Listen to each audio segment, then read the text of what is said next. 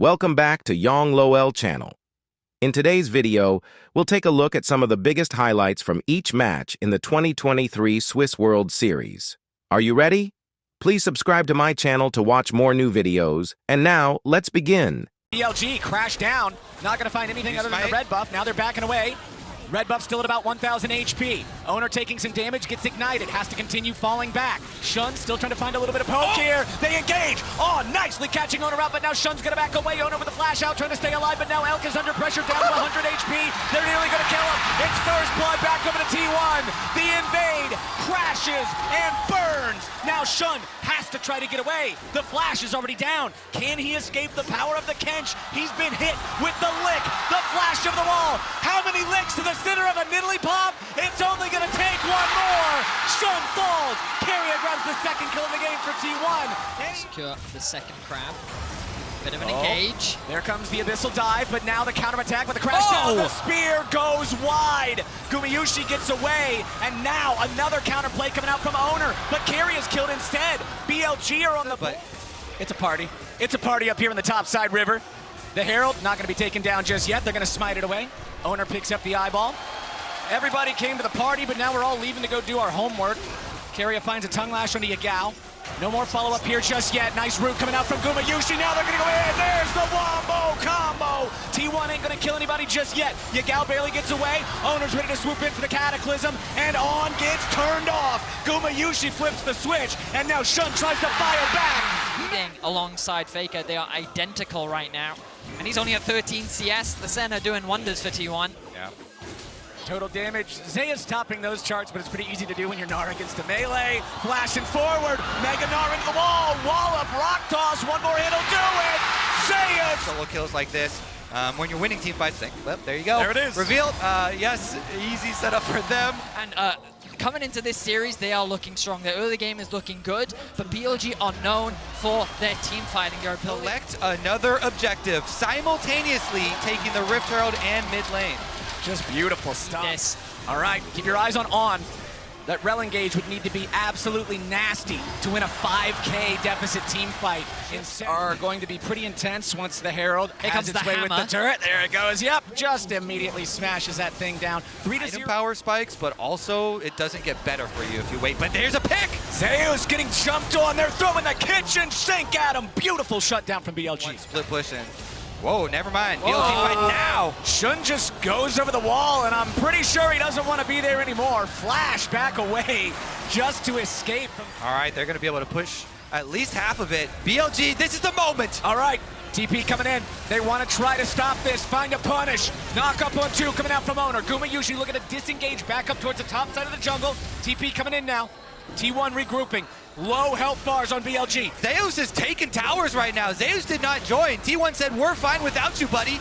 All right, pin is low. Still lots of free firing damage coming out from Gumayushi. Remember, there is no ulti available for Alcon. Goes in, finding a Magnet Storm onto 3, but he ain't gonna find any kills just yet. On is gonna die first. They take out the jungler second. Ben ain't gonna get it. Shun is down. T1, run them over. The range is lethal from T1. 4 versus 5, BLG just can't even get close to T1. And when they finally do, Carrier devours his mid laner and brings him back into the fight to wreak havoc. Carrier, he's not done. Oh no, he even stops Ben's recall. If he gets this croc here, there it is. Abyssal dive takes him out. And let's see how long this base can stand. Top lane tier 3 turret is already down, so there's an open inhib available if T1 just want to rush it. They still got this power play for Baron for another minute and 40 seconds. The minions will do enough work under the inhibitor here in the top side themselves. Zay is about ready to transform. Magnet Storm was used for a whole lot of nothing. Owner's got Yagao locked down, but Owner's going to drop instead. They'll trade him back for the mid laner, and Shun falls too. Now it's 2 inhibitors down and a 4v3 for T1. The souls are all over the place, but they're the souls of BLG players, as T1 is not stopping here. Elk may have been the one to take out Owner, but now the push just keeps going. Zayas will grab another on Ben, as Elk has the killer instinct right back into his own fountain. He flashes away just to live. T1 just stomp BLG in game 1. Carrier's having fun too. Oh, he is. It's Arcane all over again. We're about to get a sneak peek at season 2. What do you mean, man? Right She was the now. main character of that show. How can the main character not have? Okay, Tom Kench is a good answer. Yeah. It is also pretty good. Talked about the gank setup early on. Faker has no idea. Jun coming around. There's the stun. Scatter the weak. Faker tries to flash, but Yagao. It's actually what cements the kill, as Jun is able to flash after and provide that damage. Been getting kind of low, but I don't think he's too worried right now. Keeping my eyes on the minimap as well as to the presence of the junglers. Owner pathing away as he moves towards his wolf camp. Bin? No. No. Is this saying don't? That doesn't he have- is! Oh, it Oh! does! Zeus went back in thinking he might find an outplay, and Bin just beats him on the head with a stick. Uh-oh, no flash Faker. Faker doesn't get hit by the scatter of the weak, but it doesn't even matter. The unleashed power should be enough. Faker's just buying some time. Beautiful from BLG. They don't have it, and it's going to be a knock-on effect. Dominoes here will start to fall. Shun picks up the dragon as well. And But the Jack's still so strong, man. Hang on. Such an iconic pick Here for we go. Bin, and he's not afraid to use it. Zeus gets killed again. Just scrapping up here in the top side, as now we are going to see a TP coming in, but it's from Yagao, who just picked up the Leandries. Owner's going to lose the opportunity for his combo, and the Dragon's going over to T1. But what about the fight? On trying to get away. Guma wants to get excited. Beautiful engage with the Yagao. T1 may lose their jungler, but they're going to get 3, and a Drake back for it. it only takes... Still the top lane for them. If you're looking at what's going on up there, Bin could be a serious issue. And if you're BLG, that's something you know you can play around as the game goes forward. On's going to be caught by Shockwave. He could not live through it. And they immediately concede another pick, and you can see now that like they've kind of lost that control. It's not over yet. Oh, nice catch, BLG. More money on Yagao. Unleashed power that likely would have killed him otherwise. I see a lot of pings, blue pings here up towards Faker. So they're sending contingent of winning the side lanes. Bin had an advantage and Yagao had an advantage. But their AD carry, they're outgunned. Well, can he do enough? Does the wave clear? Yeah. But they're outgunned, so they didn't want to take the 5-on-5 versus Gumayushi, who had a BF sword to the long sword previously. Now we just had a recall for Elk, and Elk is able to go even up the inventories, They can but it's walk at the this in, cost though. of your tempo. To the tier 2, bring around Bin, looking for a potential play, maybe a dive. But no, it looks like with the wave clear from Zeus Flash. Oh, Owner just flashing in, looking for the damage here onto Elk. Nearly finds him. Super Mega Death Rocket ain't gonna get it, but the flag will be planted on the court. And that's going to be the tower on it on top of it. This is supreme control Even from game. T1. He got his ultimate and half-healthed him, but now he's behind them with a big flank. He's looking for the flank. Beautiful two-man stun. Gumayushi gets hit by it. On's coming around from the side. Guma's got to be careful, but Shun flashes back over the wall off to the left, keeping himself alive as Elk gets trapped in the Cataclysm here. Yet again, the feathers fly. Owner tries to stay alive. A dunk from the Super Mega Death Rocket. A double kill of Gumayushi. He's excited, and he just can't fight it. T1 are turning this game on its head. So I feel like that they actually have answers to mitigate this split push, and this is where I start to get concerned for BLG. Right now, they're taking what objectives on the map they can. Have you seen the mountain goats up on those tiny cliffs? Like, it is crazy. They're trying to catch Owner this time, but instead, it's on, and Gumayushi's unstoppable. They found Yagao! Shut down for fate! Miracle, but they're sending Zeus right for him. The two bouncers here, Keria and Zeus, gonna make sure he's getting nowhere near that thing. Not getting an opportunity to even try. Oh, but they got him with the tongue lash. Oh! Elk has to flash over the wall. Elk with a potential massive outplay, and Zeus goes into the stasis, but he keeps himself alive. Gumayushi is dominating, and Bin will not find the stun here with a counter strike. Answer from all of T1 is yes. Faker with his crown shattered.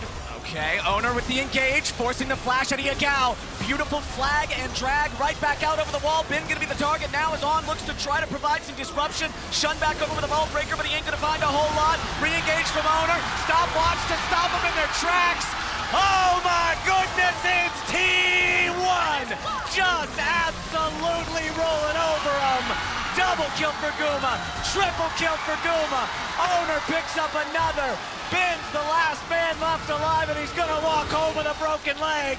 T1 absolutely dominating. T1 barely walk away with a scratch. The damage is completely mitigated, stopwatches, Devour. Carrier didn't even use his Devour in the fight. I mean, Guma flash forward for a dead person to try and get a quadra kill. It was crazy, just a one-sided fight from T1. We talked about how they've been ramping up Forward, the front line for T1. Oh, hang on, back in the action. Back in the action yet again. Shun trying to get away. Super Mega Death Rocket not going to find the target, but Gumayushi finds the kill on Elk instead, and they'll happily take that. Bin trying to disengage with a leap strike back to his jungler, but now he's going to be thrown up into the air by Owner yet again. Shut down over to Gumayushi. T1 may have just won the game. Another convincing fight for T1. BLG just, they have no options in the fight. T1 are just consistently getting the better of them. Shun is forced to retreat. The TP now coming in from both Zeus and Faker. T1 are ready to end it here. The early game was tough. The top lane was rough. And for BLG, it was not enough. T1, the greatest team ever in League of Legends, is ready to bring it back and do it again. They're on the Nexus, and they're on their way to the quarterfinals. A bit of a natural reaction to be like, where the hell are these guys actually in the standings? And now going up against BLG, I see. They're up there. They're definitely up there. They are up there indeed. All right, now with everything said and done, the dust settled for today, we're going to toss it back over to the World's Cooldown. Thank you so much. The dust has not quite settled because we have a draw show coming up. And I'm scared. But T1, though, they don't want to take that risk. They want to go straight to the quarterfinals. Now, we've still got Dokla here, and he was actually not able to watch a lot of that game, so I'm going to ask him a question. You're a Jax, and you're up versus a Gragas. Okay. And you solo kill him, and after that, you just kill him a whole bunch of times, and you've basically got the lane kingdom. What do you think happens in the rest of the game? You lose because top lane doesn't matter. Yeah, he's right, Maurits. That's what happens. Yeah, I'm kind of shocked. Coming into the day, I did favor T1 because I think that we've seen the blue side thus far be more favorable. I also think that T1 just always naturally scales well into Worlds. And the previous game reminded me very much of the first game that NRG, you guys actually played, where you have a really clear plan and it works out well. The second game, though, I'm baffled because we did not see T1 teamfight this well for, in my opinion, the entirety of summer. But what I will also say is for most of summer, they were picking hard-winning lanes and trying to just outskill their opponent 24/7. I know. This was actually a team fight comp. Yeah. You just Yeah, but they group didn't up, do that. but they team fought really well with the team Yeah, I fight know comp. they can, but they didn't do that, And they Jan. won I'm the team telling fights. you. Are you disappointed that Zeus started off badly? No, I mean, obviously I don't would. care. No, because he's playing against one of the best tops in the tournament. Yeah. He made a mistake, and then against a player like Bin, you don't get to do that. But the coordination of this team was something that in summer, even before Faker's injury, just it wasn't that good, right? Like they won just off of hand stiffing people, and then I'm looking at this, and the front to back is really, really consistent. Man.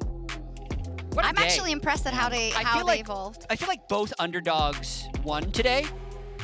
Dokla may, contest that they would have been favored in the G2 game. But yeah, I was a little worried for T1 here. I know they have so much fan support, but the history of Worlds in Korea, T1 actually hasn't appeared. They've missed Worlds the 2 previous years it's been in Korea.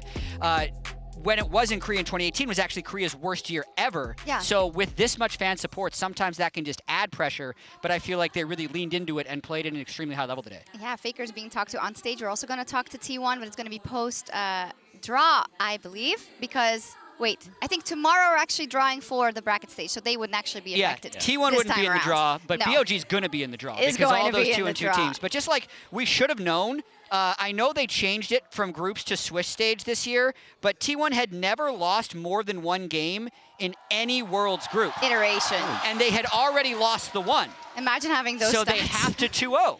It's the only way. Yeah, can you imagine this type of World success? Imagine being so lucky. And then also to I could have never. this like 2019, 2021, 2022, and be like, yeah, T1's really underperformed their expectations. It's crazy. Like If they how don't win. high? How high are their expectations? Tell me about it. My goodness. Say, Maurits, you were singing Carrier's praises. Do you want to continue that? Yeah, here? because we really got to. Because I think that this is also something that I really wouldn't expect from T1, which is they are at the forefront of a positive meta development. They've been at the forefront of a lot of them.